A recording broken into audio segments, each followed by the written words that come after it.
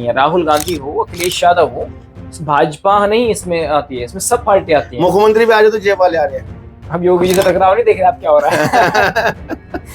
अब वो जेब से बाहर है, योगी जी तो जेब से बाहर है, तभी तो झगड़ा हो रहा है। योगी जी अब लपेट मोहन वाले यादव जी जेब के हैं, राजस्थान वाले जेब के हैं, दिल्ली वाली जेब की है, तो जेब वाला चलन अब चल चुका है, भाजपा में भी चल चुका है। पहले ऐसा नहीं था, अटल जड़वानी जी का दौर था। पदों पे कोई यहाँ पर चुनाव तो हो नहीं रहा, पार्टी अनुशासित जरूर है, लेकिन एक चुनाव की प्रक्रिया नहीं है। मान लीजिए 80-85 लोगों ने पर्चा दाखिल किया यहाँ पर सहारनपुर में, तो अगर आप उनका चुनाव करवाएंगे तो हो सकता है एक ऐसा व्यक्ति चुनाव जीत जाए जो पार्टी के संगठन से भी ऊपर की सोच रखता होता टाइम में। कोई किसी बात की परेशानी नहीं है बीजेपी को इसमें, वो देरी करेगी तो भी स्वीकार्य होगा। भाजपा कैडर आज इतना बड़ा है कि किसी एक व्यक्ति के नाम पे पार्टी नहीं चल रही है, पार्टी हिंदुत्व के नाम पर, सनातन के नाम पर और अपने एक संगठन, मोदी योगी जी के नाम पे चल रही है। बड़ा संगठन है तो कोई विरोध करे उससे कोई फर्क नहीं पड़ता। बीजेपी को जो फैसला करना है वो फैसला करेगी।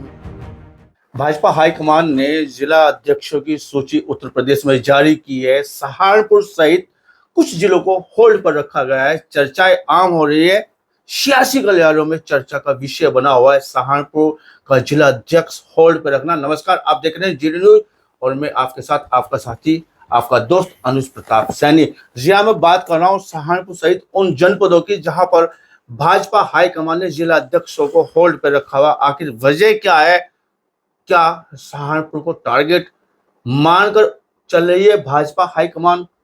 7 विधानसभा को चुनाव होना है। बात विधानसभा चुनाव की जाए तो 2027 में चुनाव, आम चुनाव होने हैं, जिसमें सहारनपुर जनपद में 7 विधानसभाएं आती है। क्या इसको टारगेट करके जिला अध्यक्ष को होल्ड पर रखा गया है कि जीत का महारथी आखिर कौन बनेगा? सारथी रथ को चलाने वाला कौन बनेगा जो 7 महारथियों को लखनऊ तक का रास्ता इख्तियार करेगा? या जातीय समीकरण नहीं बना पा रही है भाजपा हाईकमान कि सहारनपुर में किस जाति को साधा जाए जिससे ज्यादा से ज्यादा लाभ लिया जा सके, चुनाव में कोई विरोध सामने ना आए, तमाम मुद्दों पर बात की जाएगी, विश्लेषण किया जाएगा। वरिष्ठ पत्रकार जीडी न्यूज के साथ में सचिन चौधरी जी, आपका बहुत बहुत स्वागत है। धन्यवाद अनुज जी, बहुत बहुत शुक्रिया। चर्चा की जाएगी, विश्लेषण किया जाएगा और इस बात का जानने का पूरा प्रयास किया जाएगा आखिर सहारनपुर सहित कुछ जनपद होल्ड पर आखिर क्यों, जिला अध्यक्ष की घोषणा अभी तक क्यों नहीं?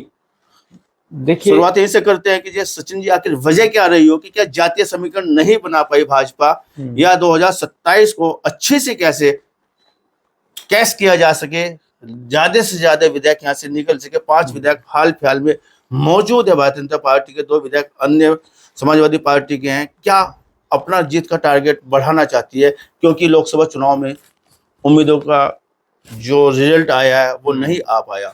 वजह क्या रही होगी? देखिए अनुज जी, अभी पार्टी को राष्ट्रीय अध्यक्ष से लेकर के मैं ये कहूँ कि मंडल अध्यक्ष या बूथ अध्यक्ष तक का सफर तय करना है। तो पार्टी बड़ी है तो सब चीजों को ध्यान में रखा जाएगा।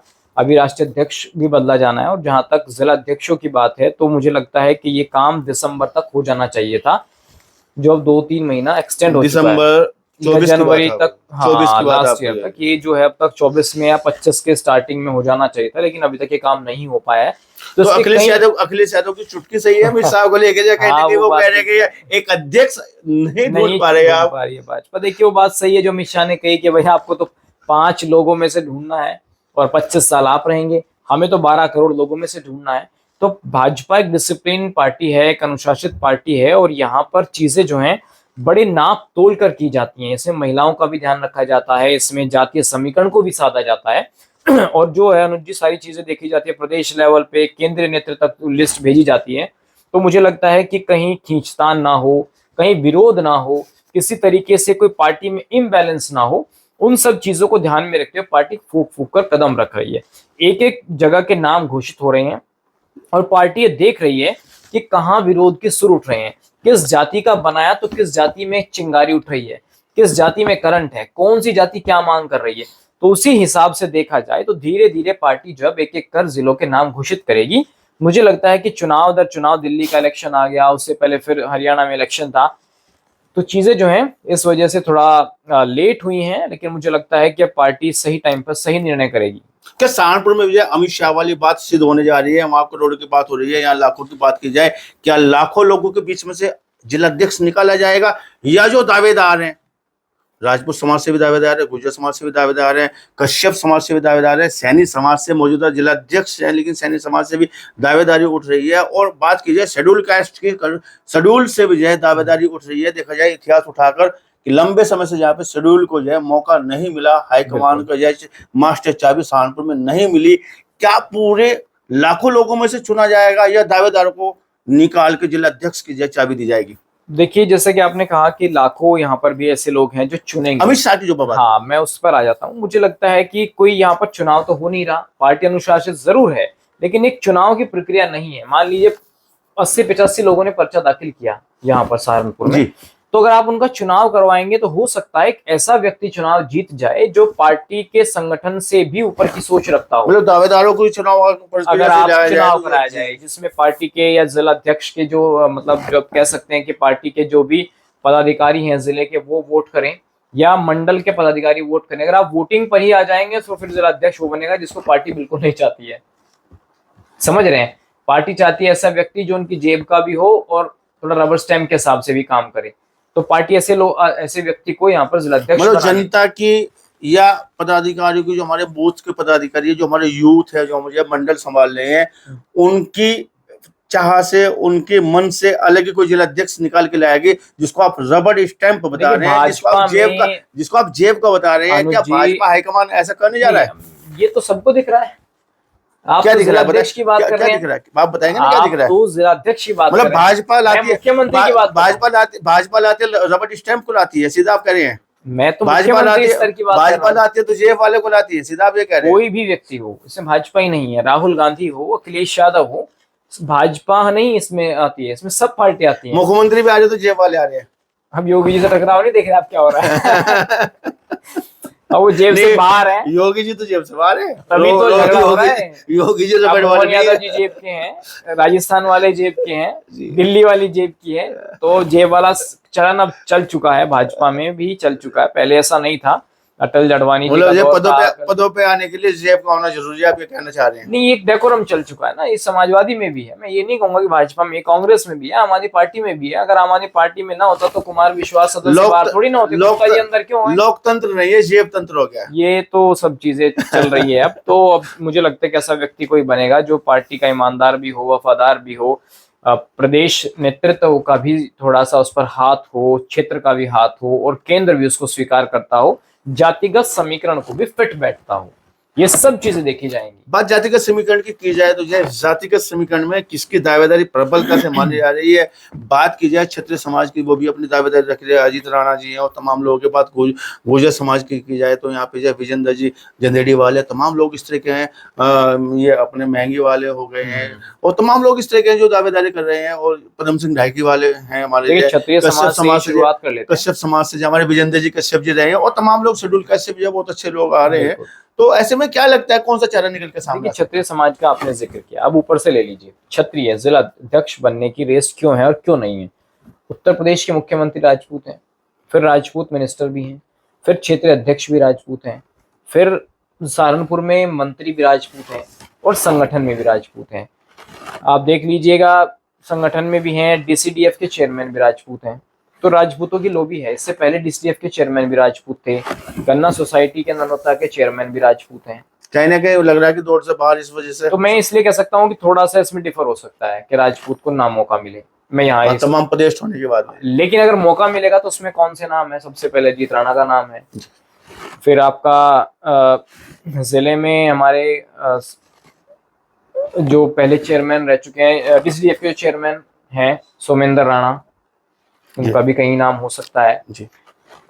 उनके अलावा भी और मांग तो संजय राणा भी रहे हैं, संजय राणा भी, कई नाम है, थोड़ा कुछ मुझे 2-4 नाम अभी याद नहीं आ रहे हैं, तो 2-4 नाम और भी हैं। वीरेंद्र पुंडी पुराने भाई साहब, पुराने हैं, बहुत पुराने हैं। मानवीर पुंडी साहब पुराने हैं, और मंत्री जी पैरोकारी कर रहे हैं। हाँ, मानवीर पुंडी की जसवंत सैनी जी पैरोकारी कर रहे हैं। अजीत राणा जी कर रहे हैं, अजीत राणा की भी कर रहे हैं, वो उनके समर्थक। विजेंद्र जंदेड़ी नहीं, वो राजपूतों में नहीं आते, वो गुजरों की बात अलग करेंगे। तो ये इसमें है। इसके अलावा आप ननौता क्षेत्र में कई ऐसे नाम हैं जो इसमें हैं, जो नाम, बाकी मुझे लगता है कि जो नाम आएंगे तो इन्हीं में से आएंगे राजपूतों में। अगर राजपूतों को दरकिनार करते गुजरों में आ जाए जी, कि गुजरों में से भी मजबूत लकी ड्रॉ हो सकता है। जी जी जी। तो गुजरों में क्यों हो सकता है? क्योंकि देखिए 2 विधायक हैं, सांसद थे, सांसद चुनाव हार गए हैं। तो यदि गुजरों में से नाम आए तो मुझे लगता है कि समर्पित, पुराने और अनुशासित पार्टी में तो पदम सिंह ढाईकी हैं, महेंद्र सिंह महंगी हैं, मांगेराम टर्डक हैं। वैसे तो और भी लोग मांग रहे हैं, लेकिन थोड़ा दल बदल वाला सिस्टम है जी। औरों के साथ कि इधर से उधर रहे हैं।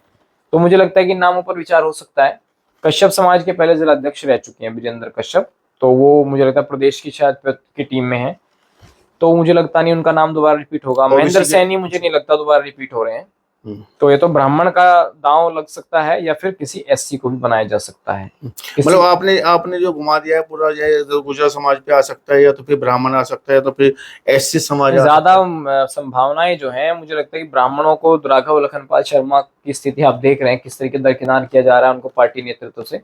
सहारनपुर के कहूंगा मैं, प्रदेश और क्षेत्र से नहीं कहूंगा। तो वो जो खींचतान चल रही है उसको लेकर भी ब्राह्मण का भी यहाँ पर जैकपॉट खुल सकता है। बाकी जो अब तक चीजें देखने में नहीं आ रही वो एससी में है। ठीक है, अगर एससी को लंबे समय से सम्मान नहीं मिला है, लंबे समय से सम्मान नहीं हाँ, और एससी जो है बीजेपी से उस स्तर से जुड़ भी नहीं पा रहा है जिस स्तर से बीजेपी चाहती है। क्योंकि जो योजनाओं का लाभ है सबसे ज्यादा उन्हीं को मिल रहा है, तो बीजेपी चाहती है उनको। लेकिन एक बात भी तो है ना सचिन जी, आप जो है कि जिनका आप जिक्र कर रहे हैं एससी समाज का, जो है बीजेपी का जो है ये बेस वोट तो नहीं है ना, बेस वोट तो जो है इसमें पिछड़ा लोग आता है। ओबीसी है, मैं मानता हूँ ओबीसी सबसे ज्यादा वोट बेस वोट माना जाता है बीजेपी का। लेकिन बीजेपी चाहती है कि एससी को भी अपने साथ जोड़ें, और एससी में भी सिर्फ जाटव और नॉन जाटव की बात आप कीजिए।